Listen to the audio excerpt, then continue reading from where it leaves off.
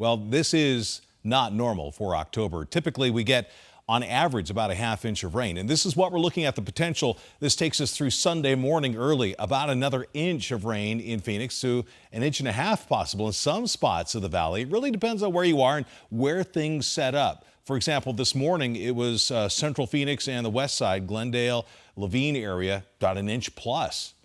Some parts of the East Valley, hardly anything.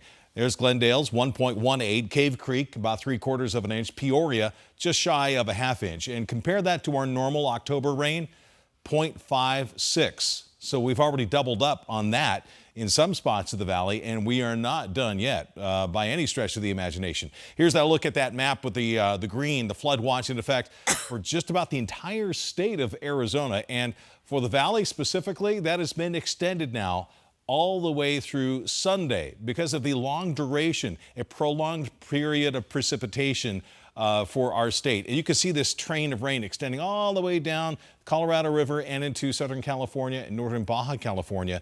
And this is all emanating from Tropical Storm Priscilla, which is still off the coast of Baja California, but it's feeding in all of this tropical moisture. And you can see one shower popping up around Luke Air Force Base in between the 303 and the 101 that's traveling up to the north, crossing Interstate 17. We'll see additional showers start to fire up through the afternoon, and we'll watch for that main zone of rain to kind of shift back closer to the valley a little bit later on tonight and especially for tomorrow morning.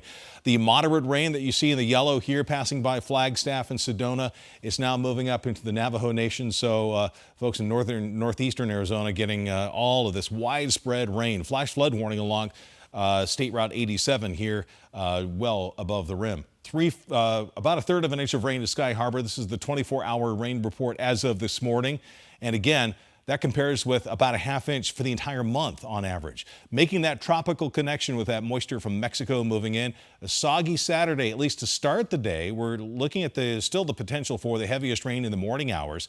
And there's also the potential that we've seen just in the last 6-7 hours or so, looking ahead into the other half of the weekend for Sunday morning, to also have another round of some heavy rain moving through.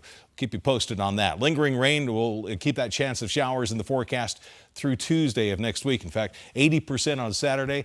We'll call it 50% on Sunday. For now, we might have to up that number a little bit. 30% on Monday, and then back to our dry times by Wednesday, Thursday, and Friday. From the desert to forests, rugged peaks and valleys, Arizona's landscape is vast, expansive, and breathtaking. But the serenity and calm of the state's natural beauty can change in an instant. Monsoon season unleashes the untamed power of Mother Nature with towering dust storms, downpours, and flooding. Oh my God! Extreme heat. Tonight, 12 News brings you the science and stories behind the storms. 12 News Weather Impact. Monsoon 2025. Welcome, everyone. Living here in Arizona means living through the monsoon and preparing for all of the possible scenarios, because we know things can change in an instant. We deal with everything from flash flooding, blinding dust storms, hail, and even microbursts. How intense, how devastating, that is hard to predict, which is why staying informed is key during the summer months. And that's where the 12 News Weather Impact Alert Team comes in. Our team of meteorologists have decades of experience, and they'll be here every day this season so that you can be prepared and stay safe. Monsoon 2024 was one for the record books, one of the hottest and driest. Now let's take a look at what we can expect this season and how it stacks up to the past. The monsoon generates about 1/3 of our annual rainfall in the valley, but the last 2 seasons have been very dry and dusty. Monsoon 2023 and 2024 landed us in the top 10 driest ever.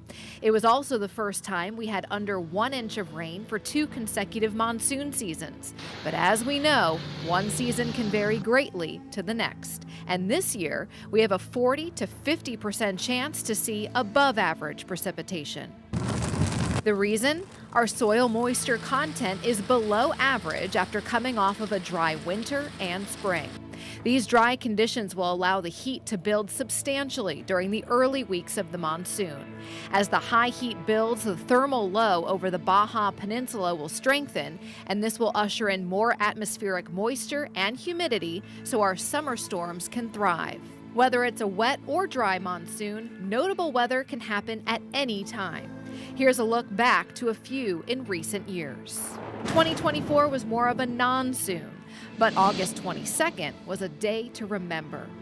Afternoon thunderstorms showed their fury over Arcadia and Scottsdale and produced flooding, high winds, and hail. We're actually hiding underneath a bus stop right now, trying to get cover from this hail. The hail was coming down for the past 15 minutes. And if you happen to be underneath one of these storms, you're looking at 60-mile-per-hour gusts. Monsoon 2014 is the only summer in the 21st century that landed in the top 10 wettest monsoons. On September 8th, morning thunderstorms coupled with moisture from Hurricane Norbert generated the wettest single day on record at Sky Harbor. Most rainfall picked up ever, not just for this day, but ever in all of our history. But there were parts of the valley that picked up over 5 inches that same day. The scenes of water submerging the highways have become iconic, and this storm is considered the storm of the century for the valley to this day. We're right in the middle of this dust storm. It's still going strong. These stop signs are just about to snap over. You can see how much they're shaking around in this violent wind. On July 5th, 2011, Phoenix made national news for this iconic dust storm. The wall of dust originated in Tucson and traveled more than 150 miles to Phoenix and reached nearly 6,000 feet tall. When monsoon storms hit, valley freeways become a fast target for flooding. Now, to keep our already jam-packed roads clear, there are ADOT pumps that are hard at work underground. And I'm going to show you how the rest of us can keep them running year-round. One of monsoon's most dangerous threats is flooding, and it can happen in a matter of minutes on valley roads. We have to be ready for the big monsoon storms that can dump, say, more than 2 inches of water in just an hour. Underneath the nearly 10 billion miles traveled by drivers in the Phoenix metro area every year are more than 60 pump stations. I walked the steps several stories underground, touring the pumps with the Arizona Department of Transportation's Doug Ninsel. Ninsel says they can remove more than 12,000 gallons of water per minute when it rains. If you had a 36,000-gallon backyard swimming pool, each of these engines with a pump could empty that swimming pool in about 3 minutes. The pump's drawing storm water from nearby neighborhoods and freeways. It's vacuumed up through a large pipe. The system tells the pumps when to turn on. Once the water is lifted by these pumps, that water is delivered into a nearby drainage basin, but also into the local drainage channel. That water then flows to dry riverbeds. It's all created to relieve flooding. So if we didn't have the pump stations, what you'd have is water wanting to gather at a lowest point. It's a problem which has plagued valley freeways in the past. In 2014, parts of I-10 were closed during the storm of the century. In 2016, overwhelmed pump stations at I-17 and Indian School stranded drivers and shut down the freeway. To stop it from happening again, Ninsel says the pumps are updated and maintained year-round. That's where you can get a challenge going, trying to lift all that water that wants to go to the lower portion of a freeway.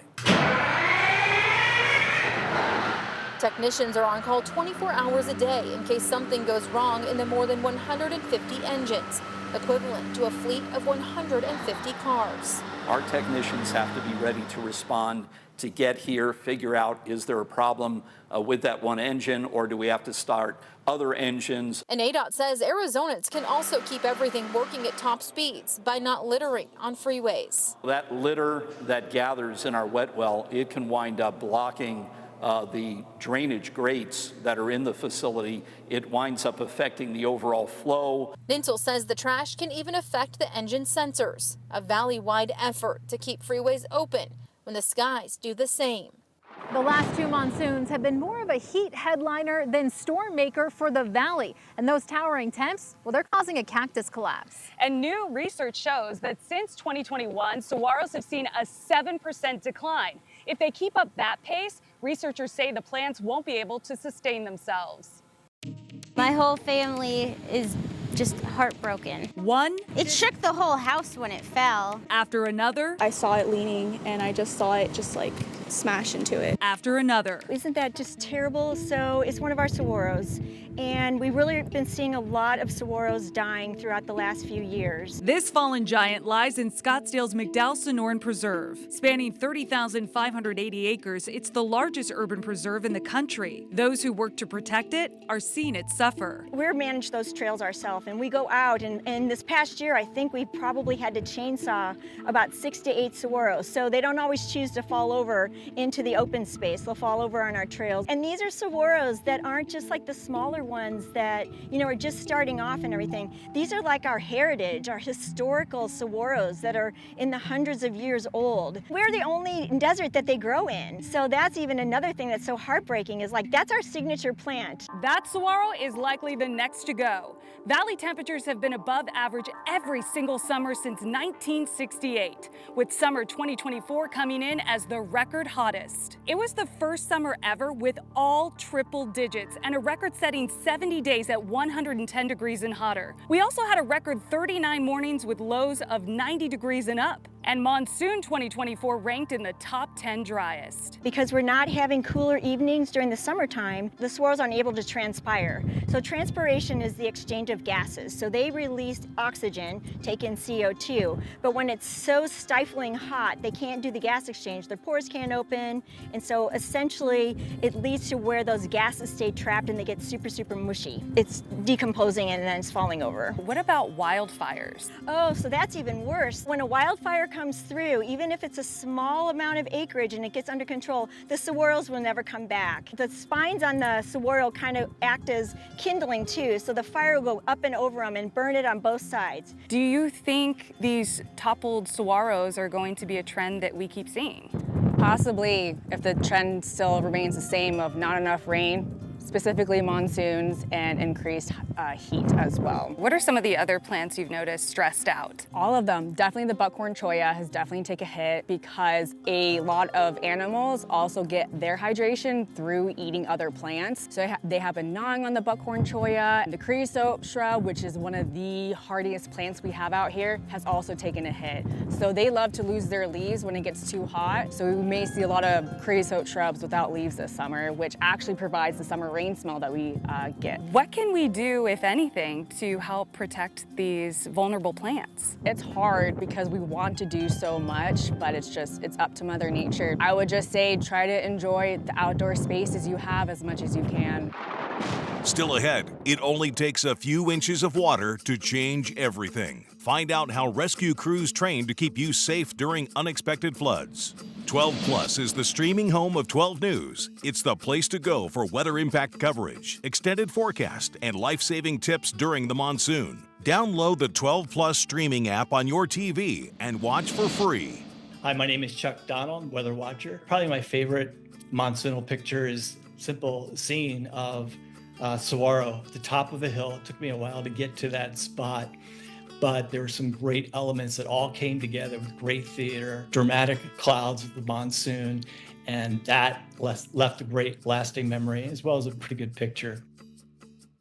Weather Impact Monsoon 2025 Special, sponsored by Burns Pest Elimination.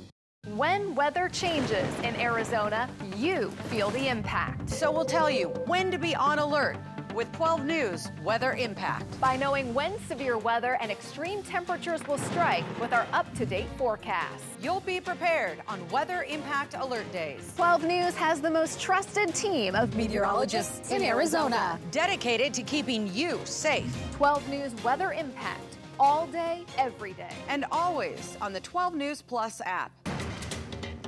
The exclusive monsoon meter helps tell the weather story for the day ahead. The probability of sunshine, dust, thunderstorms, hail, flooding, and severe winds is forecast across the state on a scale from 0 to 10. Here's the meaning behind the numbers. A 0 on the monsoon meter means dry weather. We typically see zeros in the valley during the month of June while it's still dry and hot. A 1, 2, or 3 indicates an isolated chance for thunderstorms or blowing dust. While a dust storm warning may be possible on a day like this, severe storm chances are low. 4, 5s, and 6s indicate a higher coverage of storms, with several severe warnings possible. There may even be a threat for flooding, damaging winds, and even hail. 7s and higher means severe storms will be widespread. Large hail, damaging winds over 60 miles per hour, and even a tornado is possible. Certain storms could even be life-threatening if they rank a 9 or a 10 on the monsoon meter. Stay with the 12 News Weather Impact Team for updates throughout the day on TV, 12 Plus, and 12news.com. When floodwaters rise, first responders don't hesitate. 12 News anchor Troy Hayden tags along with some of these first responding crews to see some of the most dangerous situations they can face all year long. A swift water rescue is one of the most dangerous operations that law enforcement can undertake. We're at a training mission right now on the Salt River. And if you look out here, there's a scenario playing out that happens every once in a while during our monsoon. We have a simulated car out there with 2 young children and a woman on top of it, and they're stuck in the middle of a simulated flooded wash. This crew came down here and didn't know what they were up against when they arrived, but their mission is to get them out safely. The rescuers move out towards the simulated vehicle in what's called a delta formation. The leader with a pole, and all of them trying to increase their footing in the fast-moving water. They know time is critical, as seen in multiple real-life situations like this one in Maricopa a few years ago. A family on top of an SUV that could get swept away at any moment. The teams train here so they're ready for the real thing. Why is training like this important? Saves lives. Saves lives, and you learn a lot of valuable lessons. Train as you would work. The rescuers in this simulation secure the children and the parent, get life vests on all of them, and then work to bring them safely to shore. While it may seem like a straightforward operation, the hazards are extreme. When you're looking at anywhere from 800 to 1,000 pounds of force being applied in a flash flood onto a body, onto a car, into a person, holding people down, it becomes extremely hazardous. This mission ends with the victim's rescue, and it sets the team up for success the next time they're in a situation like this for real. And all of us can do our part to help, especially by staying out of flooded roadways and washes. The saying is, turn around, don't drown. If there's water in the roadway, just because someone else goes through doesn't mean that you're going to be able to, because you may hit the spot where it's been washed out, you may hit the manhole cover that's been washed off. So again, this is not a scenario you ever want to find yourself and your family in real life. Do not cross flooded washes or flooded streets. Reporting from the Salt River, Troy Hayden, 12 News. As storm systems ramp up across Arizona during monsoon, flood watches and warnings will take effect, letting you know when to stay inside and which areas to stay away from. I spoke with the Flood Control District of Maricopa County as they prepare for the busy time of year. It has the dip and it's collecting that water. One major flood zone in Maricopa County is the Indian Bend Wash, known to most as the Greenbelt. 360 some days out of the year, that is a great place for people to ride their bikes, walk their dogs, go golfing, all kinds of great things.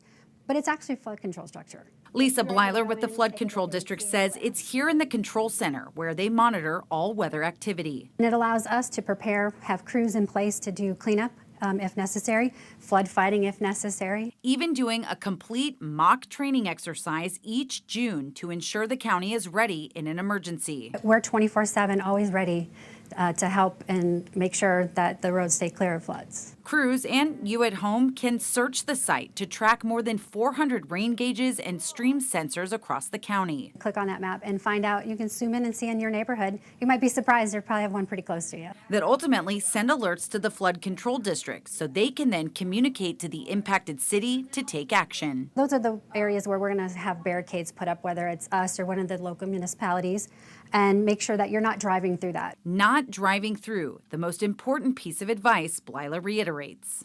It just takes 6 inches or so to knock you off your feet of running water. 12 to 18 will take your car away. Anything over 2 feet, you're on your own, because even a fire truck can't go in there because they can't guarantee that they're not going to float away.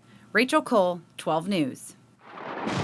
Are you tired of hearing that there's no rain reported at Sky Harbor Airport while your street floods during a storm? Up next, find out why the airport's numbers are the gold standard when it comes to measuring rain. 12 Plus is the streaming home of 12 News. It's the place to go for weather impact coverage, extended forecast, and life-saving tips during the monsoon. Download the 12 Plus streaming app on your TV and watch for free.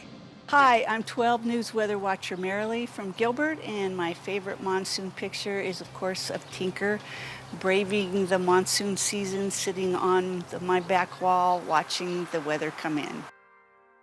Scale of 1 to 10. It's a great day for the pool today. How bad can a monsoon get? 3s on the monsoon meter just means spotty activity. For over a decade, only 12 News has the monsoon meter. West Valley is going to get a 5 on the monsoon meter, which means there's a heightened risk for flash flooding. One number tells all. We have an 8 on the monsoon meter. Large hail and flash flooding is likely. The 12 News monsoon meter, exclusively on 12 News. Okay, this may sound familiar. You get a drenching downpour, but then we come on and say no official rainfall at Sky Harbor Airport.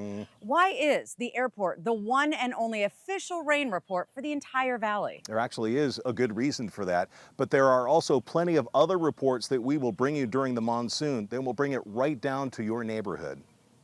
For more than 130 years, the official rain gauge for the Phoenix metropolitan area has either been located downtown or right smack dab in the middle of the valley at Sky Harbor Airport. Arizona State climatologist Erin Ann Saffel tells me there's a reason it hasn't moved over the years. Even though it seems like it's isolated and in a place where it may not be representative, it does to us climatologically. Because year in and year out, it provides us with a consistent measurement of rainfall, which helps us better track long-term weather trends. We do have that one weather station, the Phoenix Weather Station, that goes back to the late 1800s. And so when we're looking at changes over time, we really need to keep track of that weather station in the same location to kind of see what may have been changing. But the problem comes when trying to measure the highly variable rain that falls during the monsoon. These showers fall over a sprawling metropolis that has grown a lot over the years, and rainfall can vary widely from one side of the valley to the other. That's where the Flood Control District of Maricopa County comes in. We realize the valley's big, and we want to make sure that all areas are being represented. It operates a 24-hour network of gauges, providing real-time information about rainfall, floods, and weather conditions in and around Maricopa County. It's the largest network of its kind in the world. And the reason the network is so big, the county's really big, right? 10,000 square miles. It's about the size of Vermont. We have 4 million people or so living here. And so again, to be able to keep track what's going on in terms of how much rain's falling, or then when it becomes a runoff, you got to have a big system.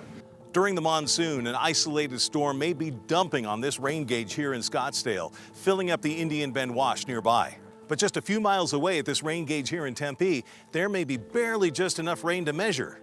And that official rain gauge at Sky Harbor, nothing. And if we want to be able to capture that rainfall for folks that live in Litchfield Park, or maybe you live up in Cave Creek or down in South Phoenix, you got to have an extensive network to be able to actually capture all the events that are going on within the county. We understand that in the summer we're dealing with those convective thunderstorms, and so you may get a lot of rain and I may not get a lot.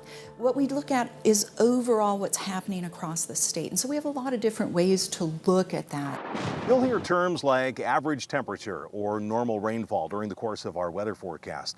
And even though they are quite similar from a meteorological scale, they are quite different. Now, we do use that data to track trends in the monsoon season, but this data also has a huge impact on everything from energy to agriculture. The term average is a calculation. However, climate normals are not so basic. Normals are the daily, monthly, or yearly averages over a specific 30-year period. They provide a standard for our surroundings. The reason why we have these normals is because we're in a non-stationary climate, and so our climate is changing over time. Climate normals are used to get a better understanding of the conditions around us. Normals help to evaluate drought levels, so local leaders can determine how much conservation is needed. Also, normals will help the agriculture industry estimate the expected length of a growing season, so farmers know to plant or plow.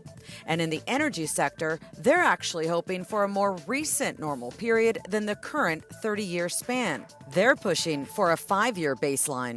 I've heard it most around the energy sector, where they're even interested in having just like, oh, we want to use actually what's happened in the past 5 years as our base period, because in terms of, energy use or consumption related to things like heat or cold spells, that's been changing a lot, and they want the most recent data to be able to make these decisions about, how much energy is going to be needed.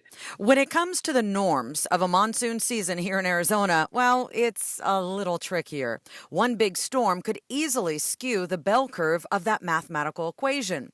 We know, compared to previous years, the last 2 seasons have been dry.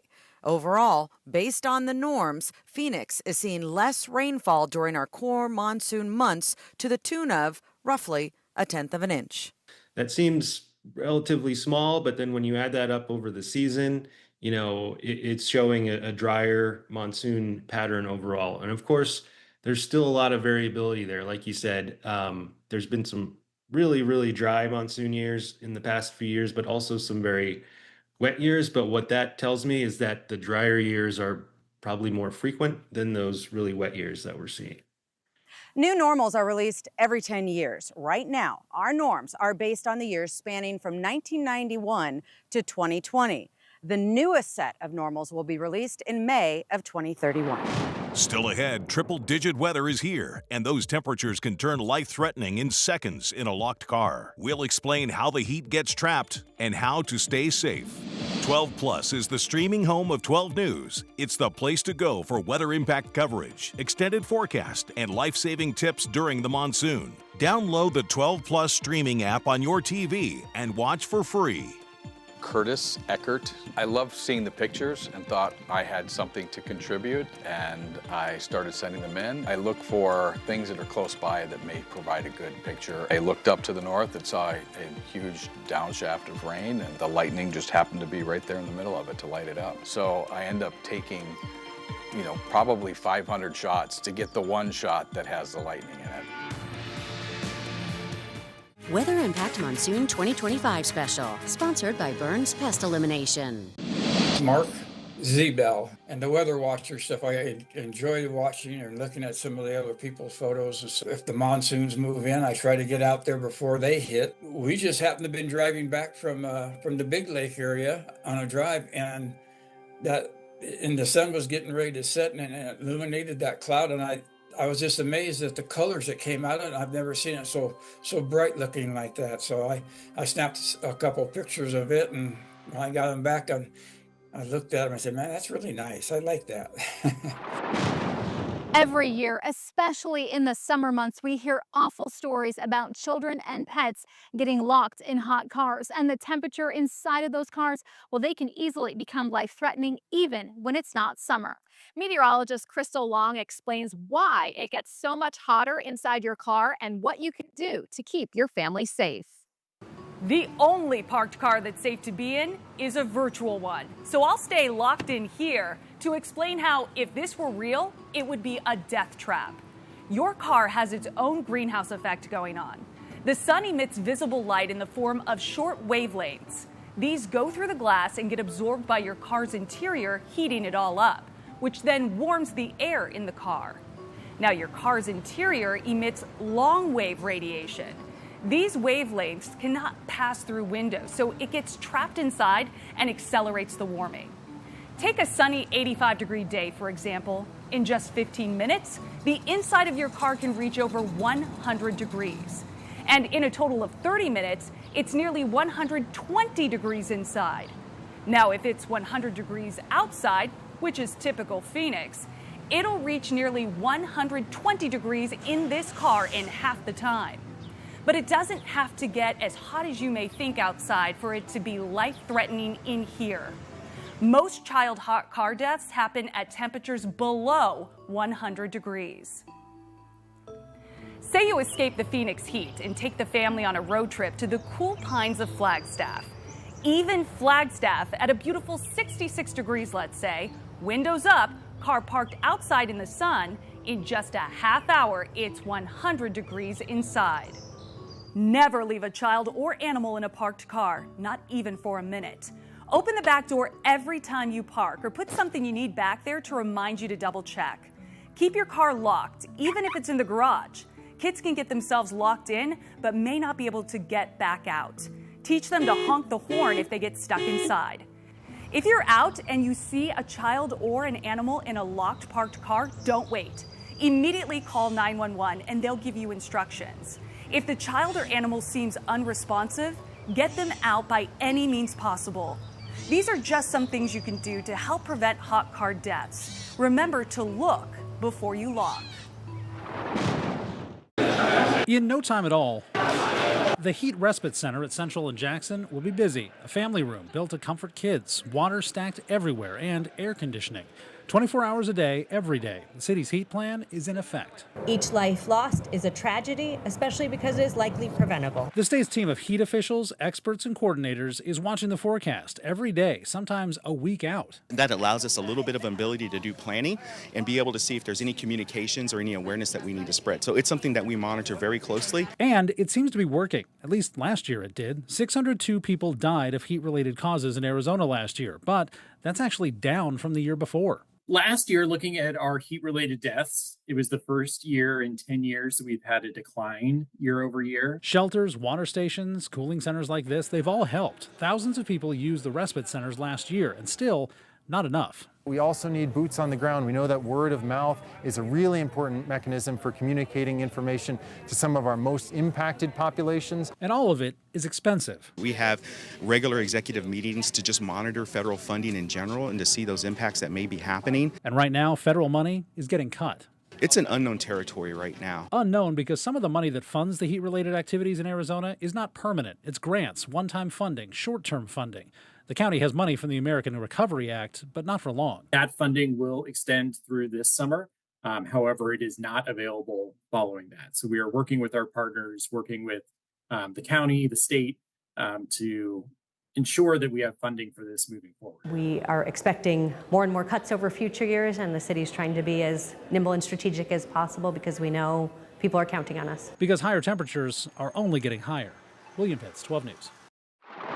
If you've ever been caught off guard by a sudden wall of dust on the road, you know how frightening it can be. Coming up, we break down what you should and shouldn't do while driving through Arizona's notorious dust storms. 12 Plus is the streaming home of 12 News. It's the place to go for weather impact coverage, extended forecast, and life-saving tips during the monsoon. Download the 12 Plus streaming app on your TV and watch for free. When weather changes in Arizona, you feel the impact. So we'll tell you when to be on alert with 12 News Weather Impact. By knowing when severe weather and extreme temperatures will strike with our up-to-date forecast. You'll be prepared on Weather Impact Alert Days. 12 News has the most trusted team of meteorologists in Arizona, dedicated to keeping you safe. 12 News Weather Impact, all day, every day. And always on the 12 News Plus app. Welcome back to the 12 News Monsoon Special. Tonight we focus our attention away for just a second from the rain and the wind, and instead focus in on some of the environmental factors that can impact all of us this time of the year. That's right. When high winds roll in and kick up dust, it can cause dangerous conditions across the state. But what other elements can cause a dust storm? Meteorologist Chris Dunn explains. Arizona is truly the Wild West when it comes to weather. When you think monsoon, this scene probably comes to mind.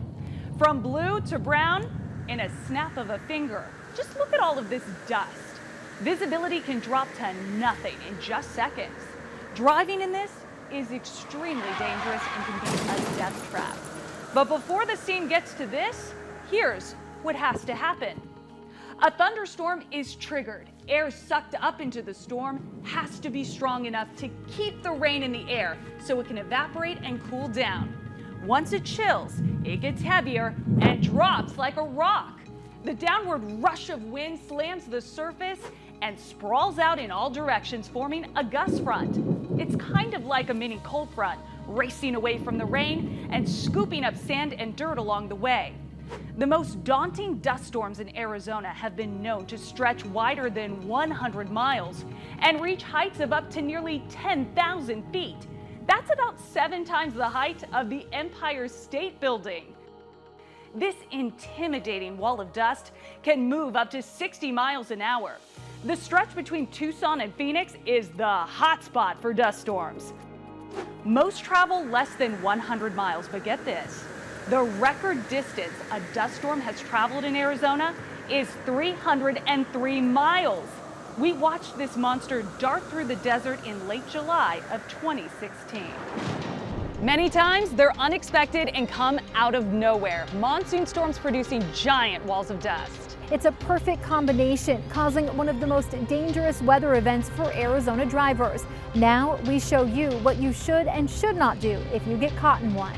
It's summer in Arizona. You're driving in the desert and suddenly you can barely see the vehicle in front of you.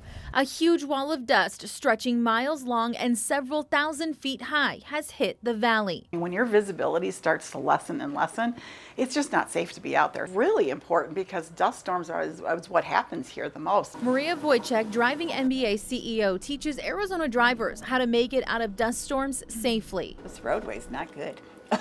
She takes us on a ride through a simulated storm. If you see the wall of dust and you just want to start to slow down. If you're on a freeway, you should exit, but if you can't. The best thing to do would be get off to the right side of the road where you would typically pull over. Pull over as far as you can, then turn off all of your lights, because if you don't. If the visibility is really bad, then what happens is drivers will follow you. Next, make sure your foot is off the brake. If your vehicle's on, if your foot's on the brake, then your lights are going to be on. The emergency brake you can put on. It doesn't create a light. Now, Wojcik says you can wait out the storm. What about the seatbelt? The seatbelt, you can keep that on. You can stay in your vehicle just like this. Just kind of pay attention what's going on around you. Waiting until. When you can see, ahead of you, you can see vehicles in front of you, you can see the lights in front of you. When you can see well enough that you're feeling like you can keep the distance you need to, 3 to 6 seconds in between you and the vehicle in front of you. It's clear to get back on the road.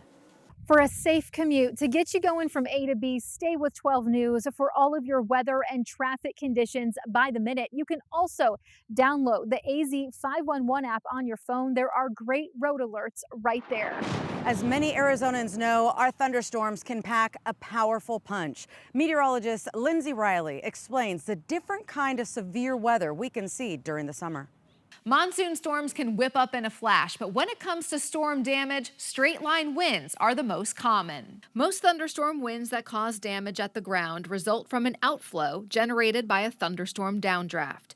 When an updraft can no longer keep the rain and cooler air suspended, gravity will take over and it will fall to the ground. This is called a downburst. Severe winds are classified as gusts over 58 miles per hour, but the strongest storms can produce 70 and even 80-mile-per-hour gusts. The damage pattern from straight-line winds includes uprooted trees laid out in nearly parallel rows. Microbursts are common during the monsoon season, and if one occurs, significant damage may be present as winds gust up to 100 miles per hour, which is equivalent to an EF1 tornado. A microburst is another form of wind damage from severe storms. This happens when the core of the storm collapses. When drier air enters the updraft, a microburst can be the result. The updraft of the storm suspends raindrops and hailstones in the air. If dry air enters, the updraft is weakened. As the updraft is weakened, the entire core of the thunderstorm can come crashing down. The damage pattern from a microburst is more of a fan-shaped, divergent pattern. Arizona is not immune to tornadoes. In fact, our state averages 4 per year. Maricopa and Coconino County see the most, while Greenlee County has never seen one. A tornado can develop when winds in the upper atmosphere are stronger than winds at the surface. If this vortex encounters a thunderstorm updraft, the rotation will be taken up and become vertical. At this point, a wall cloud may form and the rotating column of air may build down to the ground. It is only classified as a tornado if the funnel touches the ground. The strongest tornadoes can produce wind speeds of over 200 miles per hour, but the most common tornadoes in Arizona are EF0s and EF1s, which produce wind gusts under 110. The damage pattern from tornadoes is often chaotic. Debris may be scattered and twisted, with large trees crossing one another. Right now, valley fever cases are surging across the state. Doctors and researchers are coming together to work on better ways to treat the disease at a new valley fever clinic. Here's 12 News anchor Kariba Devine. Dr. Thomas Griss is co-director of microbiology at the Mayo Clinic in Scottsdale.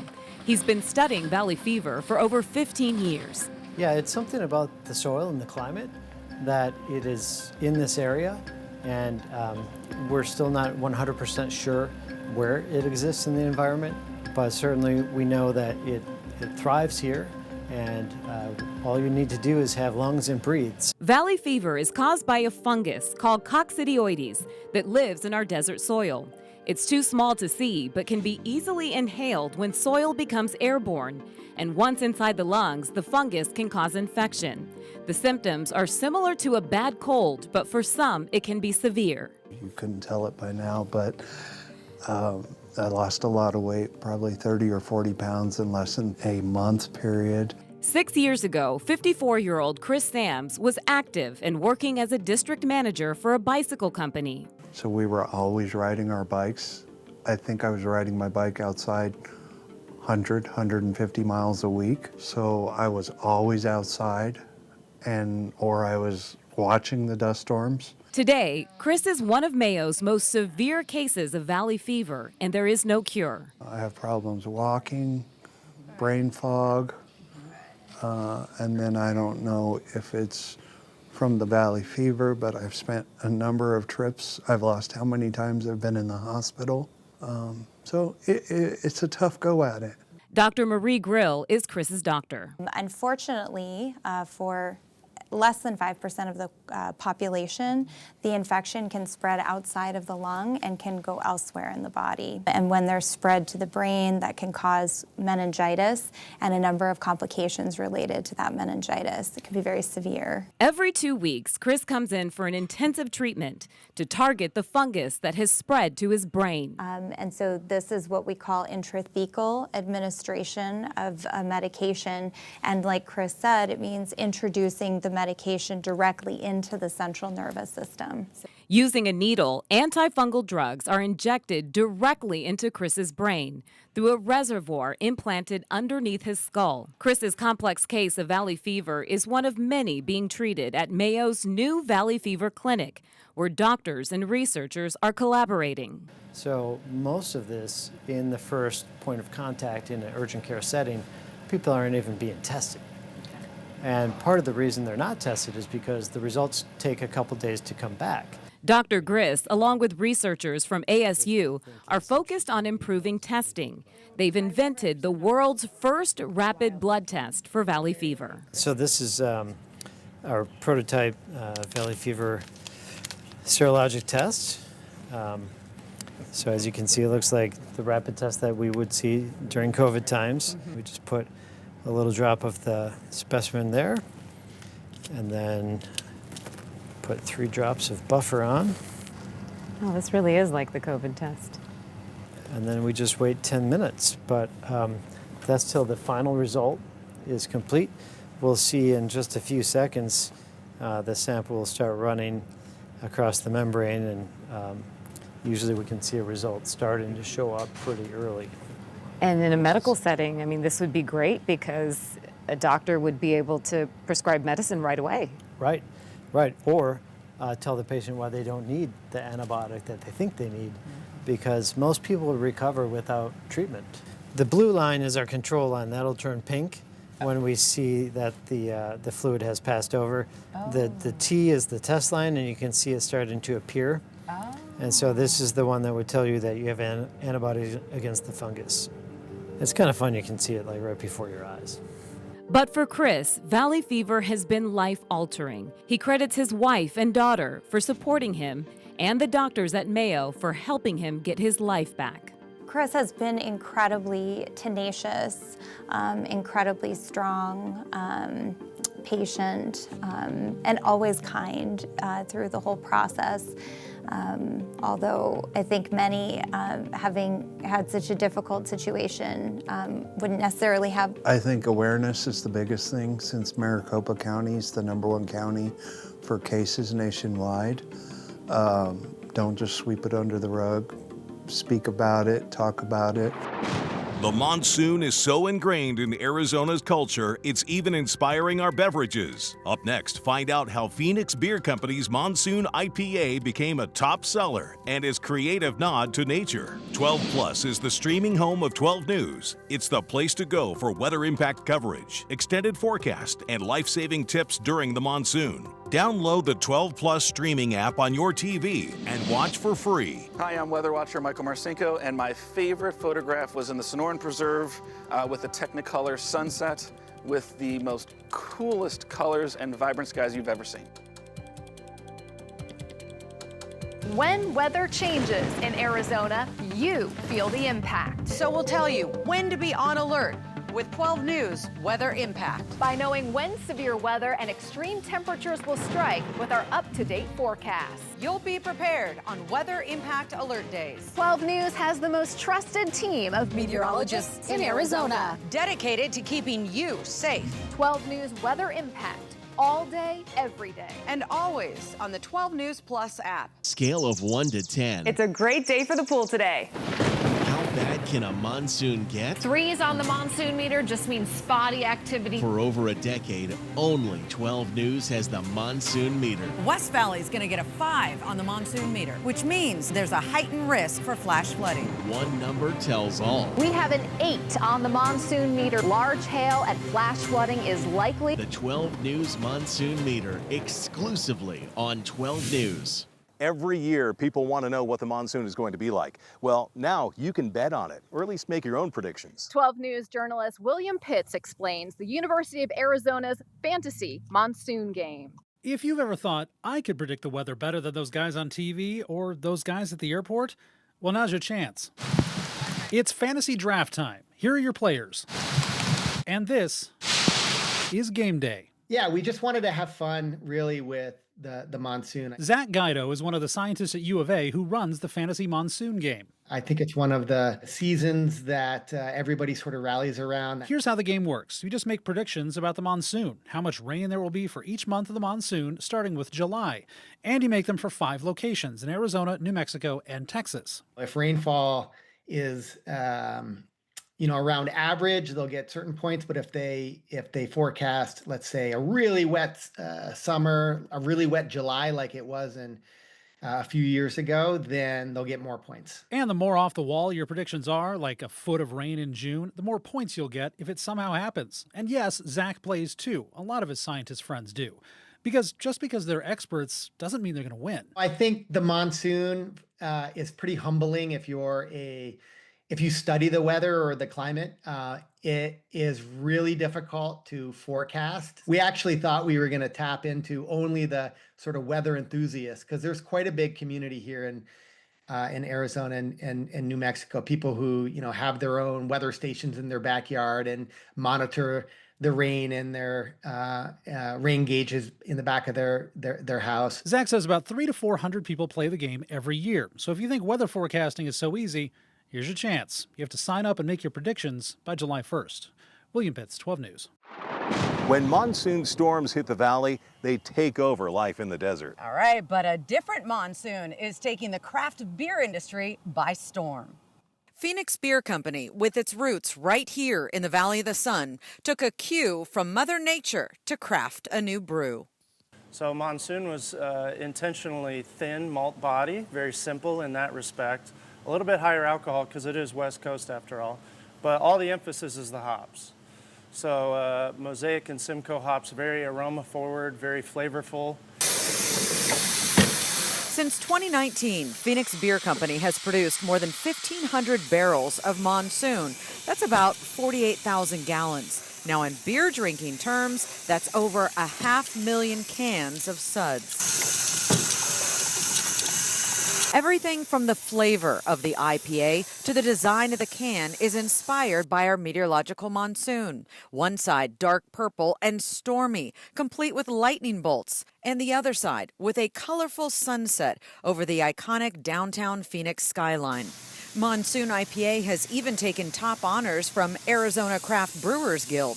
The beer won Best in Show in addition to gold for its individual class. It is our best seller. We've noticed that it just does well all the time. With the success of monsoon, is there now a haboob on the horizon? Well, the idea has been tossed around to do more of a black IPA or kind of a brown IPA to incorporate all that stirred up dust and dirt in the air. We haven't gotten there yet, but maybe soon. From intense heat and dust storms to powerful and dangerous flooding, Arizona's monsoon is always a force to be reckoned with. So no matter what the season brings, the 12 News Weather Impact Team is here to keep you prepared and protected. For more important life-saving information, safety tips, and forecasts, download the 12 Plus streaming app so you can stay in the know. Thanks for watching, everyone. Weather Impact Monsoon 2025 Special, sponsored by Burns Pest Elimination.